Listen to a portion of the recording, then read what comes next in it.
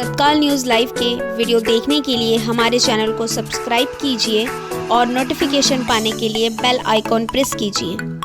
शुरुआत कर रहे हैं दिल्ली में जो फरवरी में दंगे हुए थे उनकी जो चार्जशीट एक के बाद एक आ रही है वो कहीं ना कहीं सवाल खड़े कर रही है। और जो नई चार्जशीट आई है दिल्ली पुलिस की उसमें कांग्रेस के वरिष्ठ नेता सलमान खुर्शीद का भी नाम आया है।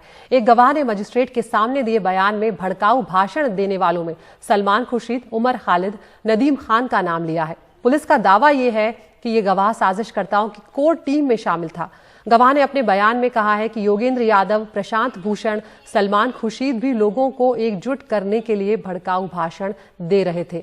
भड़काऊ भाषण देने वालों में इनके अलावा कुछ आरोपियों ने प्रशांत भूषण, बृंदा करात के नाम भी लिए हैं। सलमान खुर्शीद इस वक्त हमारे साथ फोन लाइन पर जुड़ गए हैं। सलमान खुर्शीद साहब, आपका नाम भी दिल्ली दंगों की जो चार्जशीट है उसमें आया है। भड़काऊ भाषण देने जैसे आरोप आप पर लगाए गए हैं। आपकी पहली प्रतिक्रिया मैं जानना चाहूंगी। देखिए, पहले चार्जशीट को समझने की कोशिश कीजिए। चार्जशीट कुछ और होती है। चार्जशीट के साथ साथ वो डॉक्यूमेंट सारे लगाए जाते हैं जो इन्वेस्टिगेशन तफ्तीश के दौरान मिले होते हैं। उसमें कोई कुछ कहता है, उसको ये नहीं कहा जा सकता कि चार्जशीट में नाम आया है।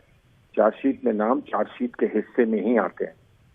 तो पहली तो ये बात समझनी चाहिए जी। इसी से जुड़ी हुई दूसरी बात है, और दूसरी बात जुड़ी हुई ये है कि चार्जशीट जो है वो स्पेसिफिक किसी एविडेंस की बेसिस पे होती है। सिर्फ हर किस्म का कूड़ा उठाकर चार्जशीट के साथ लगा देने से उसकी वॉल्यूम तो बढ़ जाती है, 17,000 पेजेस तो बन जाते हैं, लेकिन उसमें कोई तथ्य नहीं होते हैं। तो इसलिए उसका सिर्फ एक ही उसका प्रभाव पड़ता है कि दुनिया कहती है कि आपका नाम चार्जशीट में आ गया।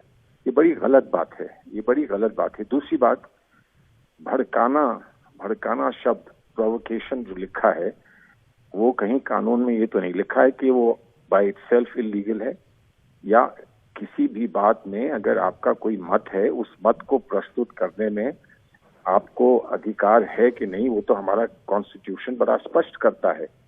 तो क्या ये चार्जशीट हमारे कॉन्स्टिट्यूशन के विरोध में लिखी गई है? क्या ये चार्जशीट में सारा कूड़ा करकट इकट्ठा करके ये बताया जा रहा है कि हमारे कॉन्स्टिट्यूशन का इस देश में कोई महत्व नहीं है, जो मौलिक अधिकार हैं उनका कोई महत्व नहीं है? जिस तरह से कॉन्स्टिट्यूशन को रौंदने की कोशिश की गई थी सीएए के कानून में, वैसे ही पुलिस ने भी उसी तरह से कॉन्स्टिट्यूशनल राइट्स को रौंदा है। ये मेरा मानना है जी। सलमान खुर्शीद साहब, आप कह रहे हैं कि जिस तरह से संविधान को ताक पर रखा गया था सीए कानून के मामले में, और दिल्ली पुलिस ये दावा कर रही है सिर्फ इस मामले में नहीं, पूरे दिल्ली दंगों से जुड़े मामले में, कि ये जो दंगों की साजिश थी, ये नागरिकता कानून विरोधी जो आंदोलन चल रहे थे उन्हीं की आड़ में रची गई थी। नहीं, तो उनका मानना है ये ना, उनको ये साबित करना होगा। देखिए, आंदोलन, एक नागरिकता कानून का विरोध करना और उसका आंदोलन अपनी जगह है। उसके बाद कोई जाकर हिंसा करे वो अपनी जगह है।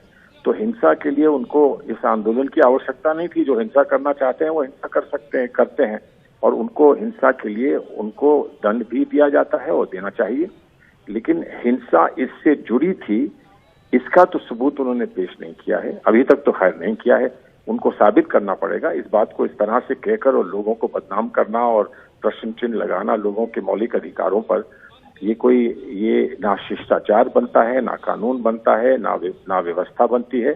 इसका कहीं किसी चीज से, कॉन्स्टिट्यूशन व्यवस्था से कोई इसका संबंध, अरे है ही नहीं, उनके पास है नहीं। चार्जशीट में तो कुछ नहीं दिया गया है ना। ये तो चार्जशीट के बाद जो कागज लगाए हैं उसमें है, और वो भी किसी एक व्यक्ति की बात है, और उस व्यक्ति की बात है जिस पर इन्होंने आरोप लगाकर, जिसको इन्होंने इतने महीनों से बंद कर रखा है, उस व्यक्ति की बात है।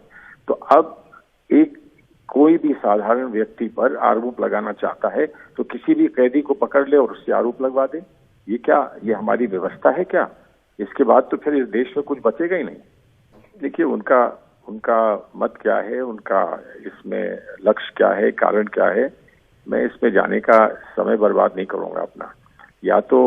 या तो उनका घिनौना लक्ष्य था, या फिर वो जांच करना जानते ही नहीं, अनाड़ी हैं।